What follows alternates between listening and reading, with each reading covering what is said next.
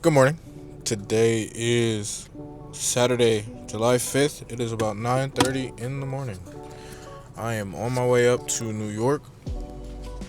I gotta have my father lay down some mulch, so we'll be doing some landscaping work today, which, as you can tell from the tone of my voice, I am ecstatic about. Nah, it should be fine. I worked a brief landscaping job, and I hated it. So I don't think this will be bad because one, I'm doing it for my father. That's the main reason why I'm coming up here is for him. Also, I mean, laying down mulch, honestly, it's really not that difficult. It ain't hard. It's just like gotta work outside in the sun and stuff like that. But it should be cool. It really should be cool. It really shouldn't be a problem. So hopefully, I get up there. At this rate, I'll probably get up there closer to around like 12 or so. So I'll be there for the whole weekend. So whatever we don't finish today, we'll do tomorrow. And if we work hard and fast enough, we could finish today.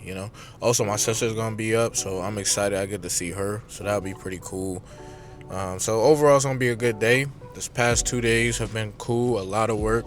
Thursday, I worked my normal 12 hours, so like that was nothing really crazy or out the ordinary. But yesterday, holiday, 4th of July, I had to work a 16-hour shift. Honestly, though, it wasn't bad. I ain't gonna lie. Once 12 hours hit, it started to get a little rough because I'm not used to 16s. I'm used to 12s. So 12 hit and I kind of got a little stir crazy. I got a little antsy and stuff because listen, man, I'm ready to go. But luckily, I made it all the way through the whole 16. So that's really, really a blessing, and I'm happy I was able to do it. It was a great day. I got to work with my coworker, who I'm real cool with. So it was cool to chill with her, chop it up with her, have a couple of laughs while we got our work done. So it was a great day. It was a great day yesterday. A long day, but it was a great day yesterday. And you know what happened yesterday? And this is something I already know, but you know how like there are things that you know, but then you kind of like forget or lose sight of it, and then like something happens and it kind of just like reminds you of that. There was this dude that came in. We had a patient. He came in for a broken arm, but while he was there, he found out he had cancer. And bruh, throughout the whole exam, man, like this dude, first and foremost, his exam was 4 hours. So like that's hard in and of itself. But this dude was very chipper, very upbeat, like nothing could phase him. He was in pain and he was still like holding it together. Even after the test, he was very appreciative, and that's when he said, like, I came in for a broken arm, I found out I had cancer. But what he said is like, you know what, I don't really worry about things that I don't worry about things that are outside of my control. And I was like, damn. And that used to be my staple. Don't worry about things you can't fix. Like that line right there. Don't worry about things you can't fix. That used to be my staple. Like throughout college, but definitely sophomore year of college, and that was arguably probably my best year of college because I didn't worry about things I couldn't fix. Or I kind of like how he words it, like don't worry about things that you can't control. Only worry about things that you can control that are um, within your own like autonomy, within your own control. But him saying that like really kind of got me thinking again, and I'm like, all right, like I gotta get back on that thinking. Like I gotta continue to remind myself, don't worry about things you can't control, because there's nothing that you can do. Like all you can do is worry, and worrying isn't gonna fix the situation you're in. Worrying isn't gonna fix the problem that you're in. All you can do is take care of the things that you know that you can control, you know that you can fix, you know that you can take care of. But there are other things that you truly just gotta give to God, that you just have to let it rock and not worry about it, and pray and hope that everything goes the right way. But just don't sit there and worry, because worrying isn't going to change anything, and you're really just going to be stuck in your mind for the whole day. Or in his case, since he said he got cancer, he could have been stuck in his mind probably for, the rest of his life, or throughout however long the cancer might last him. Obviously, I hope he passes it, and I hope it's not too bad, it's not too aggressive. But for someone to find out they have a cancer, for someone to find out they have cancer and then also be very, very chipper about it and have no real qualms or problems is amazing. At least to me, it's amazing. So he was kind of an inspiration, a little bit. And I was like, is that the secret to life? And he was like, yeah, pretty much. He was an older gentleman. He was like, yeah, pretty much. Like, what can you do? Like, you can't do anything. If it's outside of your control, there's none you can do. So you worry about what you can do, and the rest, you leave it up to God. And even he said, he was like, yo, I don't smoke, I don't drink, like, I don't do anything. And I found out I had cancer, and this is God's plan, and I'm gonna just ride with it. And I'm like, damn, bro, damn. Like, that's a really good way of thinking. At least I think that's a really, really good way of thinking. And I give him credit. I really do. I really, really do. And I want to start working on that again. It's something that I felt like I used to practice much more when I was younger. I think as I got older, I kind of forgot about that, and I started getting my head a little bit more.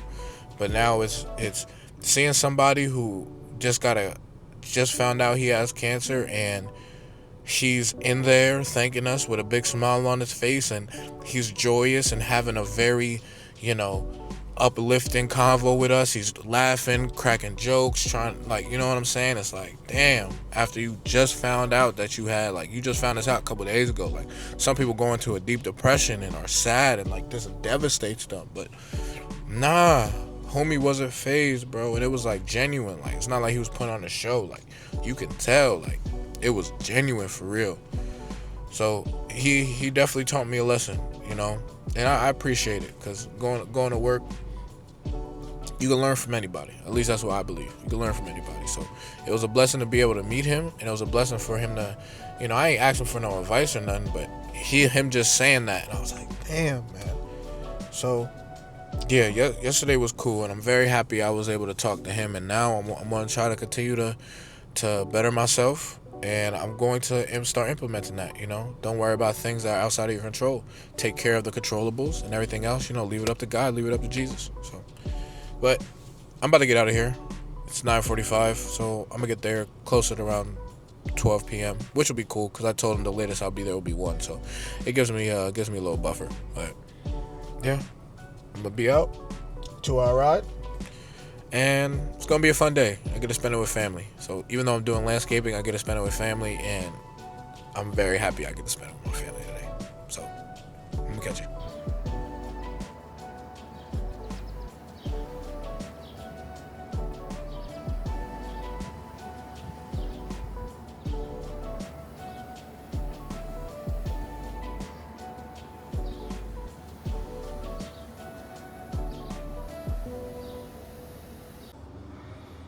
What's good? So, end of the day, it's about 8:30.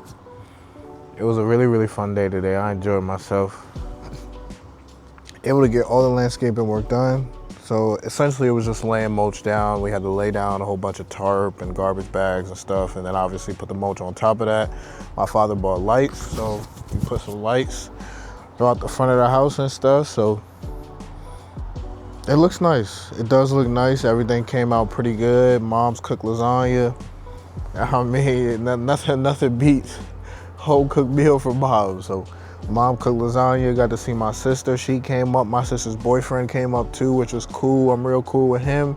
And on top of that, those are just extra hands to help. So something that in the beginning was just gonna be me and my father. It was gonna be a 2-day project, but turned up being just a 1-day project. So it's lit.